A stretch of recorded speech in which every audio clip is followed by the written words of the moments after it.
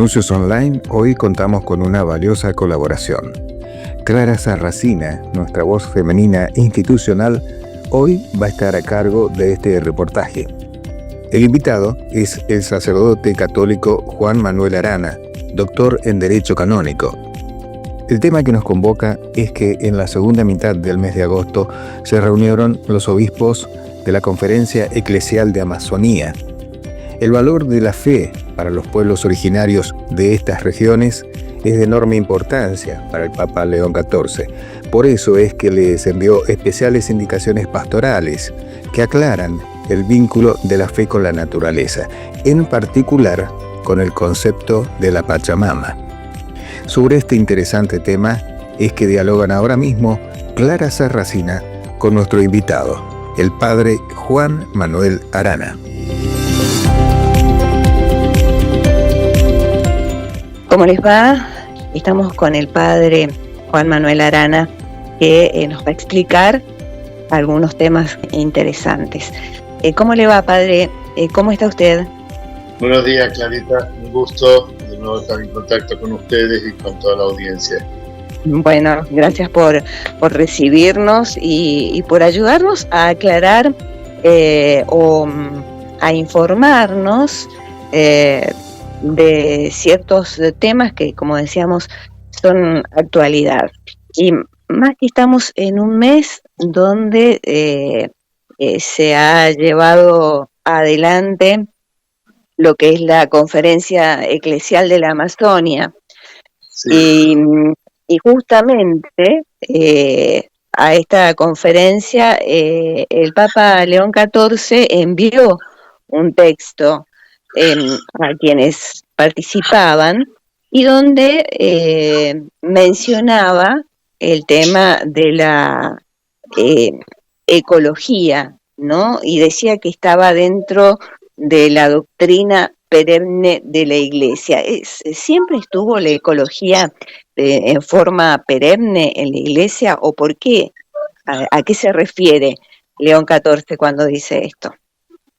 Bueno, el tema de la ecología es un tema que también siempre ha estado en la vida de la Iglesia, a lo mejor no de una manera tan explícita y tan fuerte como en estos tiempos, porque, bueno, todos sabemos muy bien que por diferentes motivos, y sobre todo por temas de la tecnología y a veces la falta de cultura de las personas, estamos muchas veces contaminando, arruinando este gran regalo de Dios para la humanidad como es la naturaleza. Entonces la Iglesia ha puesto una atención particular en este tema de la ecología. Ya tenemos un personaje muy famoso en la vida de la Iglesia, San Francisco de Asís, que era un enamorado de la ecología y por eso siempre lo han tenido como protector y patrón, si no es algo nuevo.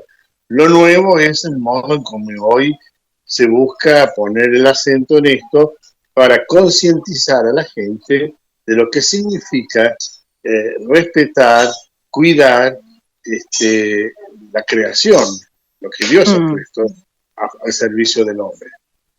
Eso le quería preguntar, padre, ¿qué diferencia hay entre el cuidado de la creación y la adoración de la naturaleza?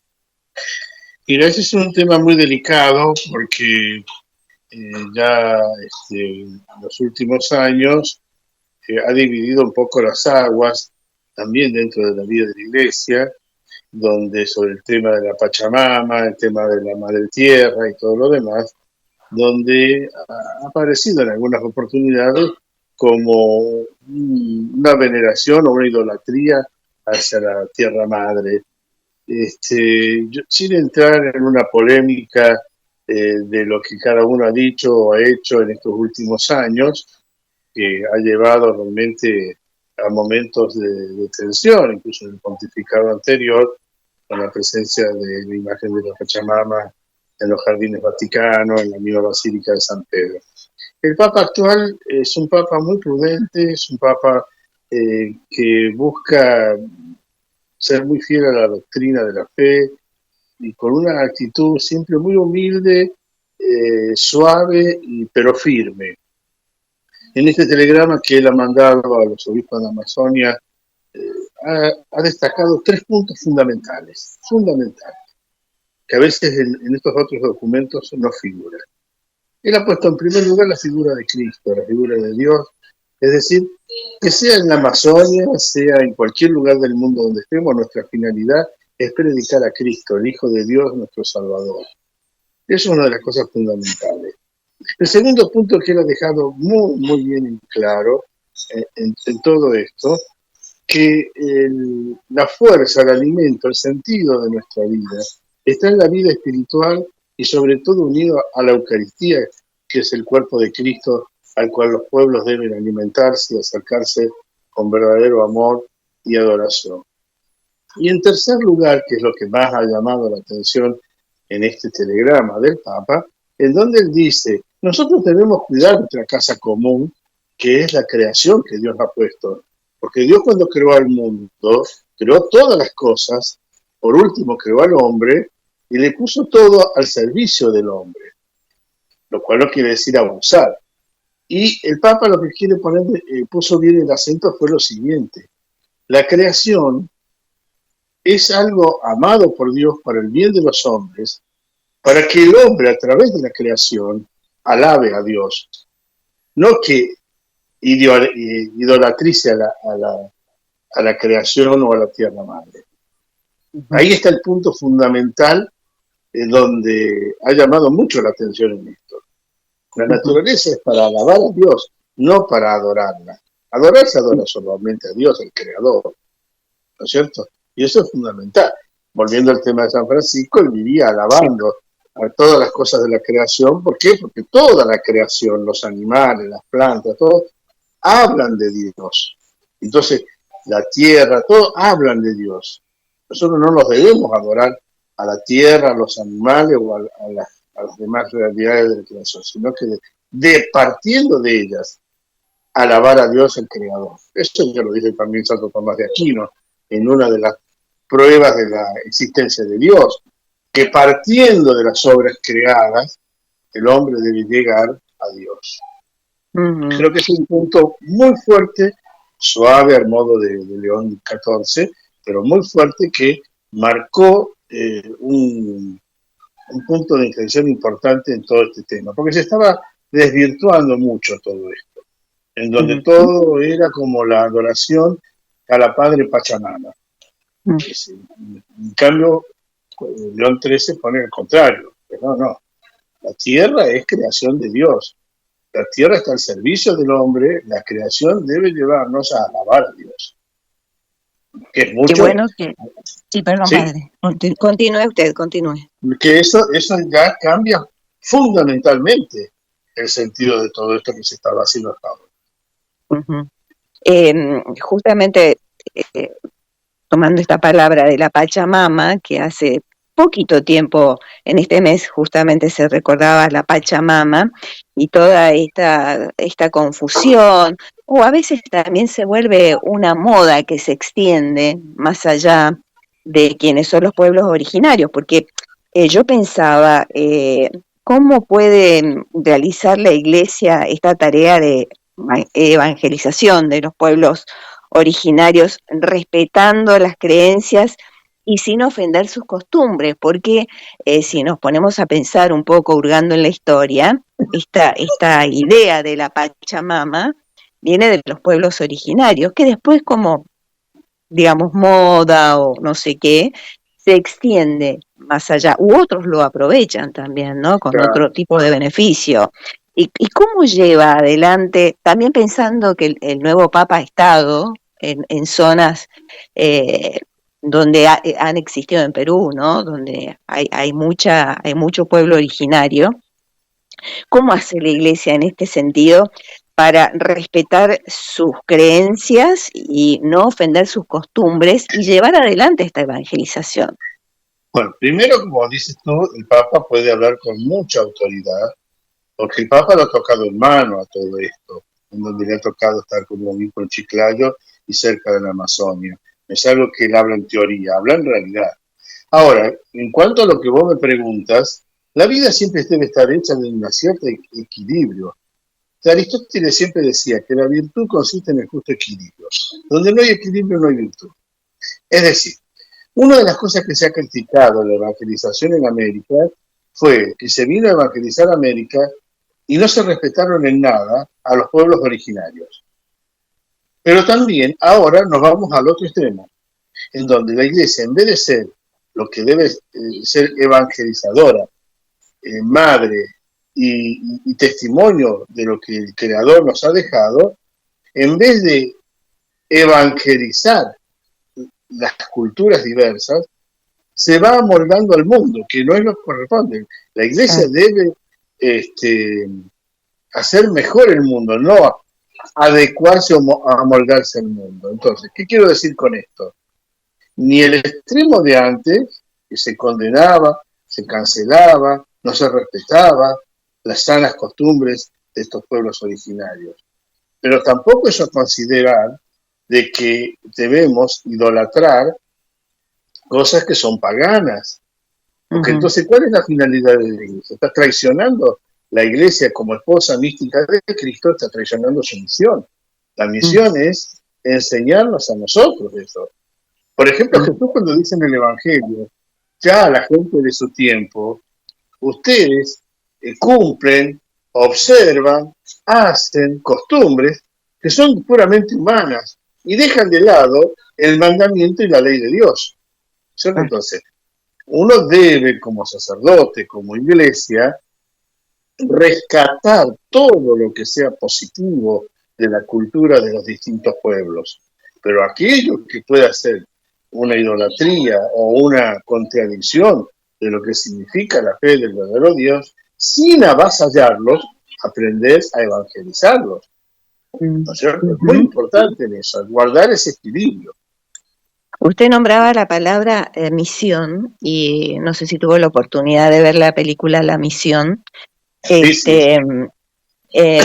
Donde justamente allí llegaban jesuitas y a toda esa parte de la Amazonia, y bueno, había uno de esos misioneros que cómo iluminaba la realidad de quienes vivían, de los indígenas que vivían allí o de los pueblos originarios que vivían allí, pero lo importante de rescatar la dignidad, ¿no? De quienes allí vivían, que creo que eso también tiene que ver con iluminar, ¿no? Desde la iglesia toda esa realidad que viven estos pueblos y llevar, como decía usted en un principio, lo que es fundamental, el mensaje, la evangelización, la palabra de Dios, que es fundamental, ¿no? Sin que se desvirtúe.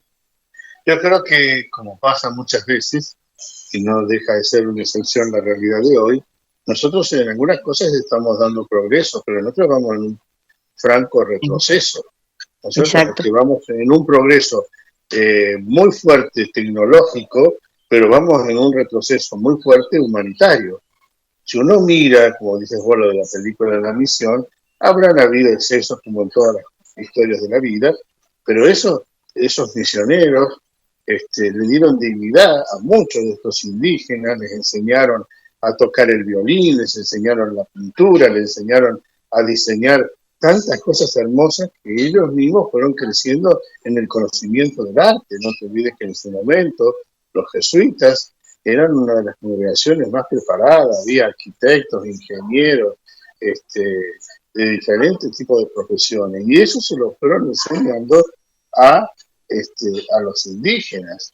Entonces, y ellos fueron viendo eso. Uno ve en la película cómo los indígenas empiezan a descubrir el valor de la cruz, por ejemplo, y a seguir. Nosotros estamos ahora haciendo todo un retroceso, lamentablemente.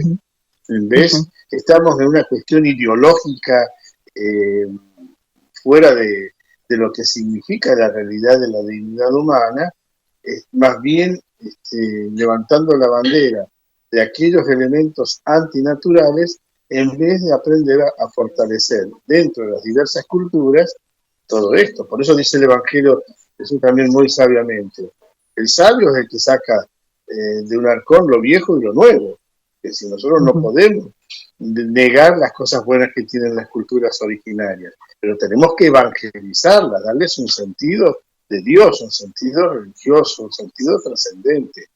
Eso significa ser un buen pastor, eso significa una misión sana de la vida de la Iglesia. Y yo creo que está marcando el Papa León XIII, porque él pone esos 3 puntos donde está poniendo a Cristo en el primer lugar, el valor infinito de la Eucaristía y la oración que debe vivir todo ser humano. Y tercero, aprender a cuidar la naturaleza como expresión de la existencia y del amor de Dios. Esas son las cosas que nosotros no podemos dejar de lado. Pero claro. Volviendo a los 2 primeros puntos, no podemos, como dice el Papa, como pastores, porque él está escribiendo a los obispos, a los pastores de la Amazonia, no quedarnos solamente en lo puramente, digamos, de esas culturas indígenas, lo que sea, sino darnos cuenta que somos pastores. Y el pastor está hecho para evangelizar, para llevar la ley de Dios, para darnos la Eucaristía, la palabra de Dios. Entonces, ahí está un poco, pienso yo, lo que ha querido. Qué importante la presencia en la realidad que tenga la Iglesia, respondiendo a la realidad que vive el mundo. Creo que el Papa León también en un principio, en sus palabras, hablaba al principio de su pontificado, que usted nombró la palabra medios tecnológicos, ¿no? Sí. También que es un desafío para la Iglesia esto de los medios tecnológicos, pero él mencionó de la importancia de lo que se dice y cómo se dice. Eso me quedó muy grabado, sobre todo para los comunicadores, humildemente considerándome comunicadora. Y creo que cada uno de aquellos que tratamos de transmitir estas cosas que tienen que ver justamente con el bien de la humanidad más allá del credo, ¿no? Este cuidado de la casa común. Es muy importante esa presencia, esa iluminación. Y yo pensaba, escuchando al nuevo Papa, para usted, ¿qué desafíos tiene la Iglesia por delante en este pontificado? Mirá, lo poco que sabemos, una de las cosas fundamentales en general, sean del estilo de la corriente que sea, los cardenales pidieron que el nuevo Papa trabajara fundamentalmente por la unidad de la Iglesia. Uno de los elementos fundamentales para que la Iglesia tenga esa fuerza evangelizadora es nuestra unidad. Si nosotros no estamos unidos, es muy difícil una buena y sana evangelización. Por eso Jesús, en el momento culmen de su vida, antes de la cruz, le dice: Padre, yo no te pido que los saques del mundo, que los preserves del mundo y que ellos sean uno, como tú y yo somos uno. Entonces, este Papa yo creo que está haciendo eso. Sin entrar a hacer críticas, hemos vivido estos últimos años de muchas divisiones y tensiones, incluso casi rozando los cismas dentro de la vida de la Iglesia. Un clima muy particular. Entonces, como que ahora se busca respirar otro tipo de clima, más de unidad, más de serenidad, de ejemplo de evangelización. Tú sabes que yo he estado muchos años viviendo en Roma, conozco mucha gente, cardenales y obispos, y algunos me han referido, ha cambiado hasta el clima dentro de la Santa Sede, de serenidad. Por ejemplo, a la curia el Papa le dijo: ustedes no son simplemente diplomáticos que vienen acá a una vida burguesa, ustedes son colaboradores fundamentales del Papa para que pueda cumplir mejor su función pastoral. El mismo Papa, los jóvenes, por ejemplo, él los llama a que vivan la vida de santidad, a la vida de espiritualidad, del amor a Cristo. Ese silencio realmente importante durante la adoración eucarística en una multitud de más de 1 millón de jóvenes. Impresionante. Eso ¿no? da un signo de esperanza. Yo lo veo a él como un pastor como un pastor sereno, como un pastor que busca mostrar el amor y la unidad en la vida de la iglesia, como un buen padre, y no como un simple revolucionario en la fe. Entonces es muy importante todo esto que estamos viviendo. Yo espero que esto siga en este mismo camino. Quizás todavía, para mi punto de vista, falta un aspecto fundamental, que es el más difícil del actual Papa, porque desde el punto de vista, digamos, doctrinal, pastoral, protocolar, litúrgico, está haciendo un buen pontificado hasta ahora, a mi humilde entender. Pero está la última parte, que es la parte más significativa, que es la parte administrativa de gobierno. ¿No es cierto? Cuando vos te empiezas a elegir quiénes van a ser tus colaboradores, a quiénes cambio, a quién pongo, qué obispos nombro, ¿no es cierto? Ahí se va a ir viendo con mayor profundidad la realización de este pontificado en todo lo que él está diciendo, como hablábamos de la Amazonia y de los jóvenes y de la unidad y de tantas otras cosas de la vida de la iglesia, que a la larga inciden en la realidad del mundo, porque si hoy el mundo está sumergido en guerras, en corrupción, en violencia, en antivalores, es que el hombre se ha alejado de Dios. Y el hombre alejado de Dios, como fruto, tiene todo eso otro.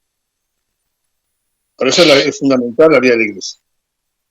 Bueno, padre, le agradecemos muchísimo este momento donde hemos podido charlar este tema tan actual, como muchos que seguiremos charlando. Le agradecemos este tiempo, que sabemos que está por volar a Buenos Aires, y que nos haya dispensado este tiempito para charlar, aclarar y por supuesto para llegar así a mucha gente que está junto a nosotros escuchándonos. Así que tenga muy buen viaje, y ya a la vuelta propondremos otro tema interesante como este para seguir charlando y por supuesto contando con usted.